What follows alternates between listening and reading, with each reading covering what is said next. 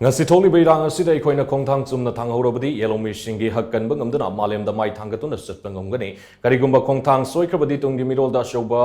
akaiba ama soidana leihogani aina Chief Minister N Biren phongdokkhre wapwa masing asi Manipur State Film Development Society ki Palace Auditorium da pangthokpa Meri Mati Mera Desh ki thorom da Chief Minister N Biren phongdokkibani Azadi ka Amrit Mahotsav ki aroiba thorom amoina Manipur lenga ki maruiba minister sing amadi MLA yauna pangthokkiba thorom aduda Chief Minister N Biren hai haukiba August 9 dagi India sin batungna pangthokpa haukiba aikhoigi leibak aikhoigi iramdam haiba campaign asi Prime Minister Narendra Modi gi Nation First haiba wakalon adu lauraga hogdokpani thorom asi mapung oina maraiba ki damak thawaina pontha pikraba athoba sing ikai kumnaba utpoina pangthokpani ngasi Manipur gi luraba tanfam asida aikhoina hai singna khongthang ba mathoktai oidiba fibam asida emotion amang tharaga chatkraba natragana khongthang soikrabadi leibak asigi tunggi mirolda akaiba soidana lakani miyamgi aningba apambagi mayokta lengakna satloi haujiki tanja asi isorna aikoida mikap thoklo haina pirakpa tanja amani haina lauraga kholau amatada aikoi punna leminaduna ing tapalamdam ama ohenna bapumna magna hona minasi haina Chief Minister na phongdokkhre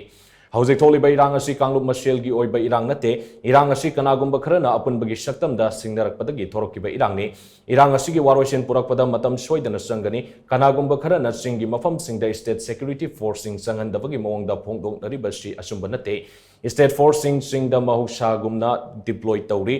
ngarang narang saina da thokiba thogdo adu akan bomong da condemn tawi lau uba chatpa isam samba lomi amada nongmi kapsilapa adu yabang amloi thogdo adu gi matang da mafam adu da matik saba security force sing thajindona operation chathaki lamdam asida state force sing sangba yade haiba karisu leite state asida state force sing sabsana mathok tawri miyam gi apamba phongdokpada lengak ta samamna ba pokhan bigano samamna ba thoktana ba miyam gi amata oiba voice pibiu aikoi gi lamdam asida lup masing yamna leiba asina lengak na Kanaga wari sanagani haiba asida samamnaba ama pokhale ngasigi luraba tanja asida miyam maru oina CSO sing amato oina punsinduna miyamna tawhaningba thabak adu lengakta khanghanbiu aikoi punna leminaduna tunggi mirol sing safana ba leihongna ba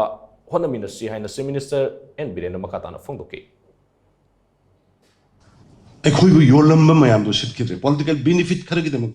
अखोगी democratically खलबे कनो सिमु मुथटना बहनरम पियार थाना बहनरम प्रजा मयामबु वहनना अपस्वाबु सलगा नहनना बहनरम मयामदु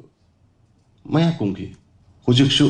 मणिपुर प्रजा दैना appeal तौजनिंग बसे please government trust संबियो Manipur कंदोरी से कोई मयाम पुनमक प्रजा सिंगी सपोर्ट कलोइन कंदोरी अखोई खोंफम हम लेंगोय अखोई से तुम मतोम दै अखोई सी लमजी गोलमक अमु लैबो यारम अखोई सी मतोम न मांगजे हिननबगी अफब पॉलिसी लेरमदे याम मांगनिंगे अदुबो पॉलिटिकली हुजिकी याम लुरबा तंजा सिदा करिगिनो हाय याम लौगी गद्राय नै नांगदबनी गसी थोइबा थोकदोक से कराइदगी थोकपनो 1971 द लान गिव ब्लंडर मिस्टेक 72 गी 205 द लान गिव मिस्टेक 208 द लान गिव मिस्टेक 2013 द पंचायत चनबा मफम मरी Kangatongbi ki panchayat chatnaraga leiba mafam mari block mari autonomous district council ki ne pithomi kari mama khalamagi future gi tungi generation gi leiminde be masimono mayam sing marakta nungai na da nungsina da lakatra bi wakal da makhandana ai gi phamdu pairaga lori ai gi posu kai da lori na lakhiba leader mayam gi makhada ngasi ai koi si thogdok si thangnari bani aduna manipur gi prajada ai assurance pijari sai kalik mayam pham mayam ali प्रजा मियांगी अनिंग पामगे मायोक्त ngasi ge sarkar masjid na masaloi tawbudabu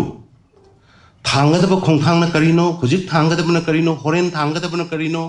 constitution ki binding na kari rei center na kari khali praja na kari khali atopa community na kari khangedagi haibagi khanbadudi madugi khallaga thabuk tawbududi khoida yaba bibi